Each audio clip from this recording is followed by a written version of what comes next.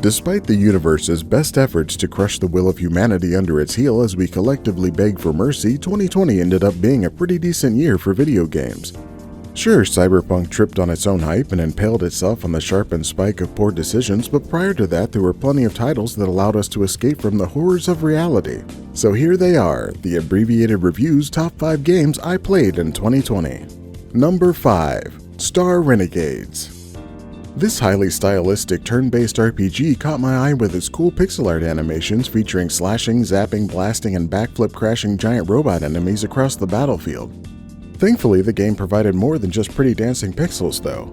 It also featured a combat system that let you tactically perform the moves of your characters in order to push the enemies back on the initiative bar.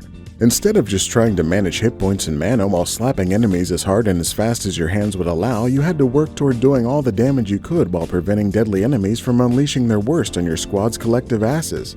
Without bogging the game down with a complex narrative, you could get right into the combat and explore all of the classes and abilities you unlocked in the process. Of course, being a roguelike game, if I had to start over a few more times in this 6-hour campaign, I might not have been as happy with it in the end.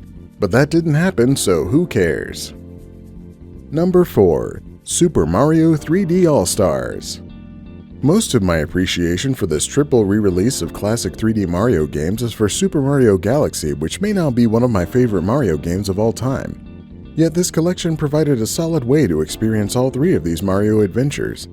Sure, they probably could have remastered Mario 64 so half the levels didn't look like ass and the controls and camera didn't make me want to throw my controller into the sun, but it's Nintendo, so I don't know what you expect. What it did provide was a decent first experience with Mario Sunshine, an experiment to see what would happen if a Mario game had to deal with bad shooting mechanics. What results is a mix of some really fun innovative levels right alongside some infuriatingly difficult levels that make me want to follow my controller into the sun. Luckily though, it's rounded out by Super Mario Galaxy's never-ending onslaught of level after level of impeccable design and bountiful fun. And wouldn't you know it, it ends with you punching Bowser into the sun. Number 3. Doom Eternal. Some people think Doom Eternal isn't as good as Doom 2016. Those people are wrong. Doom Eternal took all of the magical gameplay that made its predecessor so wonderful and added just enough magic to make it an all-new magical experience. That magic, of course, comes in the form of a giant flamethrower, some neat freezing grenades, and a sword that can literally cut anyone in half. I do agree that the game missed out on the dark, cold, metallic world of the Mars facility, but the new levels gave us a huge variety of visually distinct and impressive locations to cover in the blood of demons. Combine that with the addition of some cool lore tying the series back to the originals and this fun fortress of doom to fill with collectible garbage like plastic toys you found in the pits of hell, and you've got yourself something really great. It also included a totally original online multiplayer game mode called simply Battle Mode. This proved once again that asymmetrical multiplayer games can be incredibly fun while somehow never being balanced no matter what changes are made. And then they made some DLC that added much of the same gameplay but ramped up the difficulty level so much that people are still complaining. But they would have complained either way, so I guess it doesn't really matter. Number 2. Final Fantasy VII Remake. Somehow the gaming industry has figured out how to take classic games that people love and remember fondly and remake them into new games that people also love. Despite having everything going against it, Square Enix remade one of the most popular Final Fantasy games in history and totally abandoned the original mechanics without being overrun by a horde of manic fanboys foaming at the mouth. The game managed to take what is essentially the first 10 hours or so of Final Fantasy VII and stretched and expanded it into a 40-hour romp through the underbelly and topside of Midgar.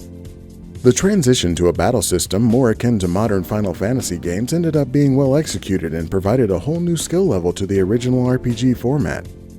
Now instead of just bulking up with gear, spells, and levels, I could figure out how to pull off combos and expertly shove my 6-foot-long sword into the asses of everyone I met. They also managed to round out the story in such a way that they can change things as they please without stepping on the toes of the original quite so much. Now we all get to wait some indeterminate amount of time for the next game to come along in this release schedule that will probably milk us for hundreds of dollars over the next decade. Number 1. Deep Rock Galactic. Even though Deep Rock Galactic has been rolling around on Steam for about 2 years of early access, it finally released this year. In that time, they built a game so full of player-positive feedback and good intentions that it's hard not to fall in love with these hairy little dwarf guys. The crazy amount of unlockable content has left me with plenty more to find even after passing 100 hours of played time. Since the release, I found myself regularly heading back into the caves and tunnels of Hoxus 4, hauling out fancy gems and unloading my arsenal on creepy spider aliens. The procedurally generated caverns somehow feel more natural and unique than the generated environments of other games. The 4 classes you can play are easy to pick up and always familiar, but each has a distinct role in the adventure and are equally important to everyone's success. Plus, in the time since release, they've added more mission and objective types with a roadmap showing us the road to even more maps. But really, what Deep Rock Galactic does best is creating an environment for 4 people to work together toward a common goal. Unlike many multiplayer games, without the competitive element, everyone is a whole lot less shitty to each other.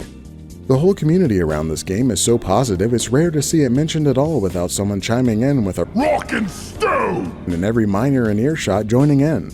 It's hard not to appreciate something that has people on the internet interacting with each other without any threats of violence, murder, or maternal sexual relations.